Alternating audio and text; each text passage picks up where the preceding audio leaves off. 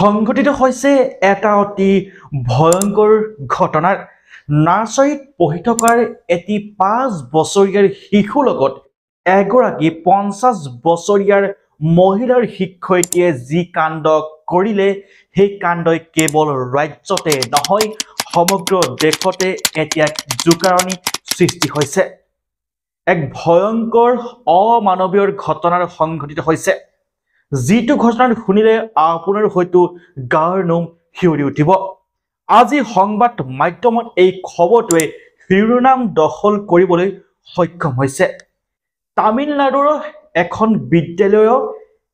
এটি 5 বছৰীয়া শিশু যিটোৰ শিশুৰ পঢ়ি আছে নাৰ্চাৰীত টয়লেটলৈ যাওঁতে সেইখন বিদ্যালয়ৰে এগৰাকী 50 বছৰীয়া মহিলাৰ শিক্ষয়িত্ৰীয়ে অনৈতিক কাৰ্য কৰে সেই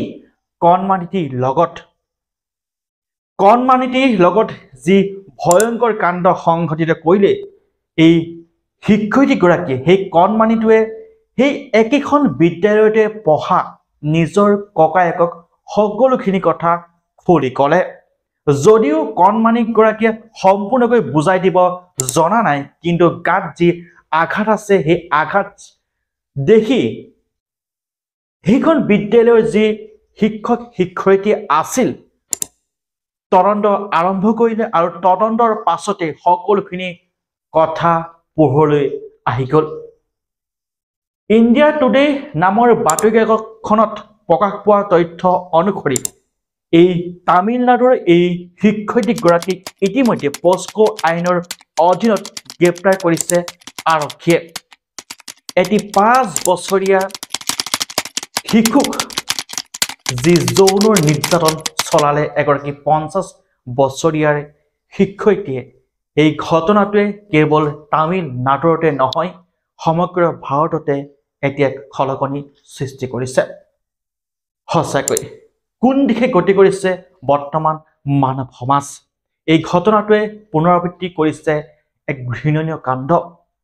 যিমান পাৰে সিমান এই ভিডিঅ'টো শ্বেয়াৰ কৰক আৰু সকলোৱে তথা দেশবাসীয়ে দাবী উত্থাপন কৰিছে এই ক্ষেত্ৰত কঠোৰতকৈ কঠোৰ শাস্তি প্ৰদান হ'ব লাগে আৰক্ষীয়ে ইতিমধ্যে তদন্তৰ আৰম্ভ কৰিছে আৰু তদন্তৰ শেষত নিশ্চয় দোষীয়ে কঠোৰ শাস্তি পাব বুলি ইতিমধ্যে আশ্বাস প্ৰদান কৰিছে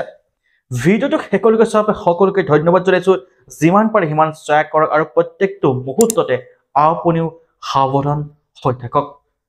ধন্যবাদ চাই থাকিব শংকৰজিৎ ক্ৰিয়েশ্যন পুনৰ লগ পাম নতুন ভিডিঅ' সৈতে নতুন খবৰ সৈতে